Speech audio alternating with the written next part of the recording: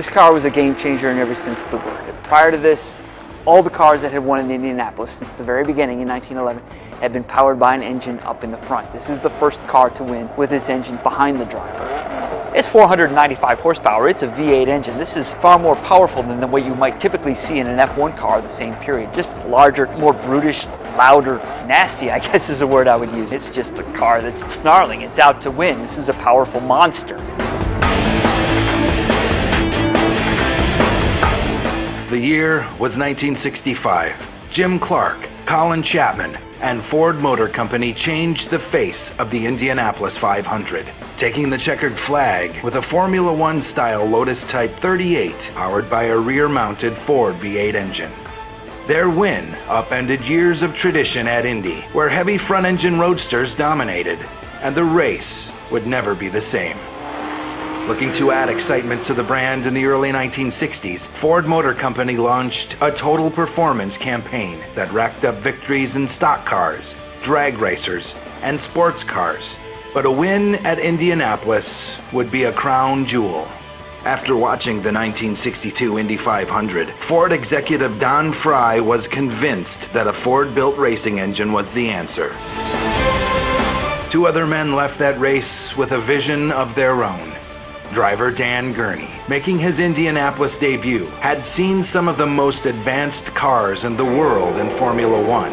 None impressed him more than those designed by Colin Chapman for Britain's Team Lotus. At that time, Colin Chapman was the foremost creative designer of new rear-engine cars. And when I thought about going to Indy and this revolution that occurred in Europe, I thought, well, you know, if I could get Colin Chapman to come to Indy and do a car that I ended up driving also, I think it would be a good thing to try and do, and that's what happened. Dan Gurney, at this point, a successful F1 driver, an Indianapolis 500 driver. He'd seen what kind of things that Chapman had been doing on the F1 circuit with his Lotus cars. Gurney brought Chapman to see the 1962 race, and the designer immediately realized the potential.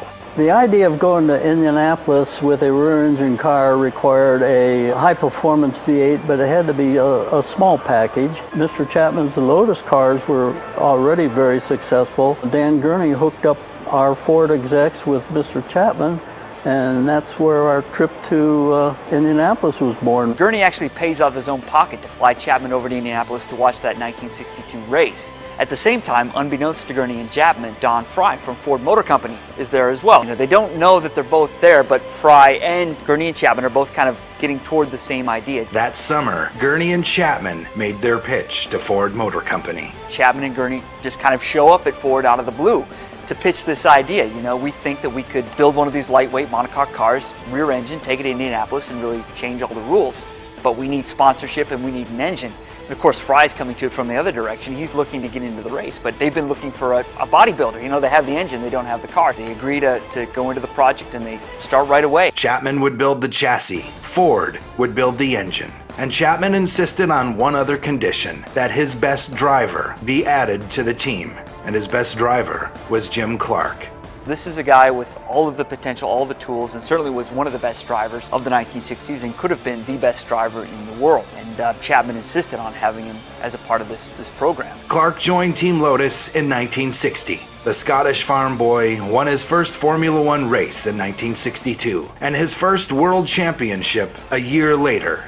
His collaboration with Chapman was the perfect partnership between driver and designer. I thought the world of Jimmy. He enjoyed racing. He knew he was very good and would jump into a stock car or a sports car or some other car in addition to a Formula One or an Indy car. So he was able to do that with confidence and with very good results. Chapman, Gurney, and Clark tested a prototype car at Indianapolis in March of 1963. 63 was basically a get-acquainted practice run with Jimmy Clark and Dan Gurney. When Gurney hit speeds of 150 miles per hour, victory seemed certain. But winning an actual race wouldn't be so easy. I think in their minds it probably was for Gurney, Chapman, and even Don Fry and other folks at Ford that they'd get this car built, they'd go out to Indianapolis, they'd win right away, and that's it, right? It's such a kind of a no-brainer, if you will. It's just the math says they have to win. Their first attempt in 1963 looked promising. Jim Clark qualified at more than 149 miles per hour and led 28 of the race's 200 laps.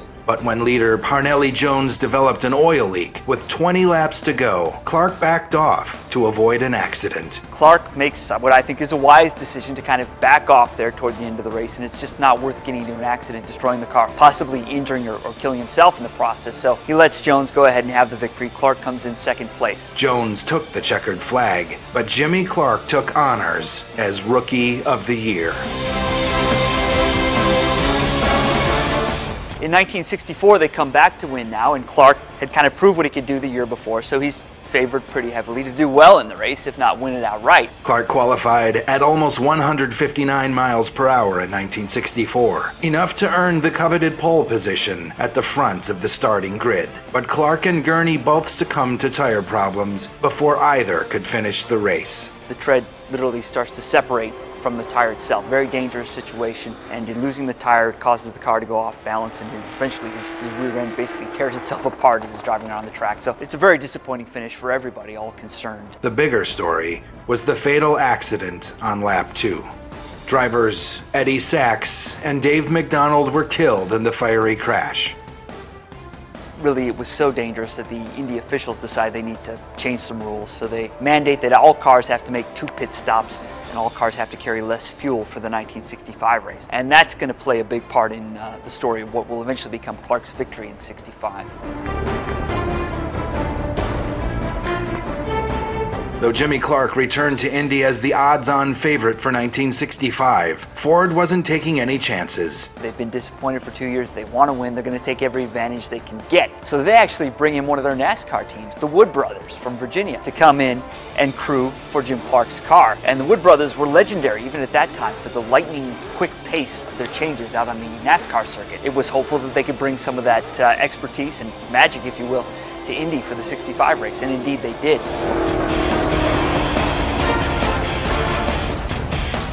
Clark's biggest threat was 1964 winner A.J. Foyt, but gearbox problems forced Foyt out on the 115th lap. It was Jim Clark's race to lose. Thanks in part to the Wood Brothers, Clark built an impressive lead and flew under the checkered flag almost 2 minutes ahead of his nearest rival, setting a new race average speed record of 150.686 miles per hour. The rear engine triumphed. Formula One design had broken the Indianapolis mold, and Ford added an exceptional prize to its total performance showcase. It's May the 31st, 1965, and the Indianapolis 500 is about to get underway. Among the drivers in this 500-mile, 200-lap event is the brilliant young Scotsman Jim Clark. Shortly after the start, the 1963 Formula One World Champion shows his class by storming ahead in his Lotus-Ford.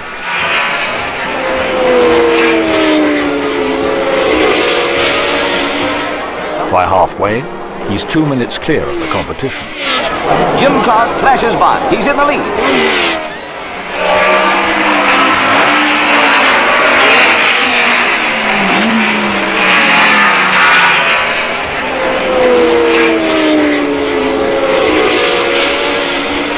Clark still leads. He's unbeatable, barring a breakdown. And Clark's the winner.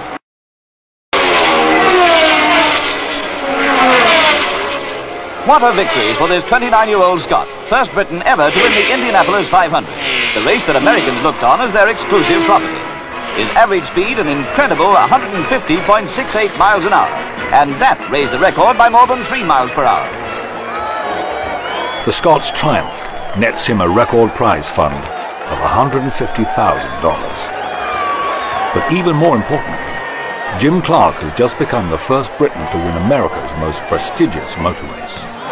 We say sometimes that this is the car that changed the Indianapolis 500 forever, and it seems like a kind of a flip thing to say, but it's absolutely true. No rear-engine car had ever won at Indy prior to this victory in 1965. As I like to say, it really took the most American of automobile races and put a decidedly European face on it. Jim Clark went on to win the Formula One World Championship that October. It was the peak of a brilliant career cut tragically short when Jim Clark died in a racing accident in Germany in 1968. Jimmy was one of my best friends. We shared an apartment in London together. Jimmy was such a close friend. He was a very shy man. Most people think, you know, a racing driver is going to be gregarious. Jim Clark was shy, he was very modest. The finest racing driver I certainly ever raced against. He was so smooth, so clean. His behavior on the track was impeccable. It was pretty hard to see him go. Every time that happens, a little piece of you go away, go with them. It's emotional. You have your peaks and valleys of why you're in it. But it seems like once the gasoline gets in your veins, you're always in it. Clark's revolutionary victory at the Indy 500 continues to inspire new generations of drivers. I never thought I'd get to drive the car, the Lotus 38 that Jimmy won in '65, but to actually get to drive it at the Indianapolis Motor Speedway of all places, it's a dream come true. Jim Clark's obviously my hero, and this is a guy I admire probably more than anybody else. Very, very emotional experience.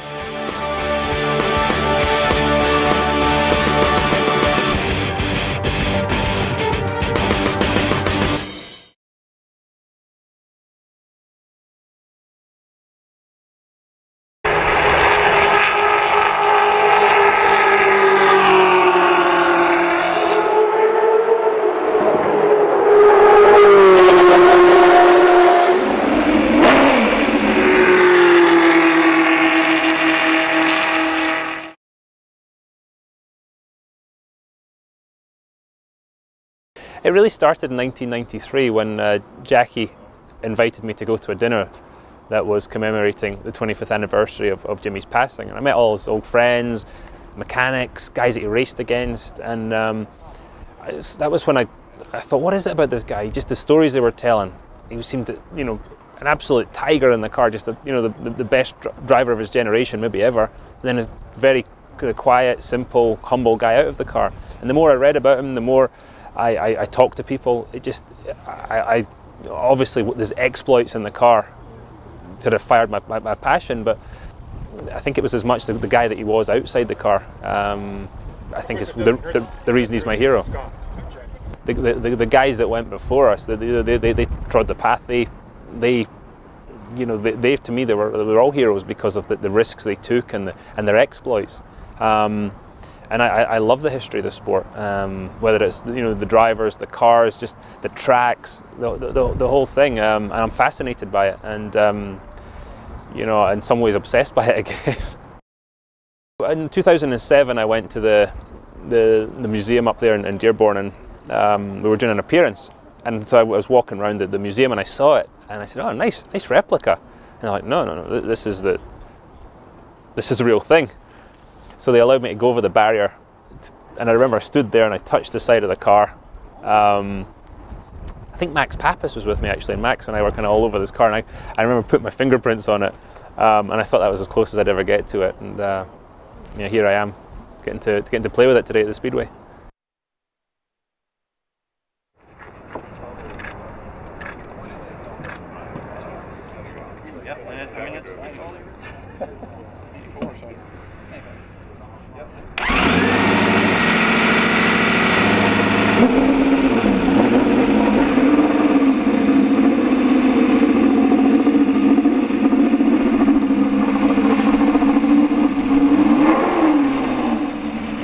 I was saying to some of the guys, it's like when you win the 500, there's so many emotions, so many things coming at you.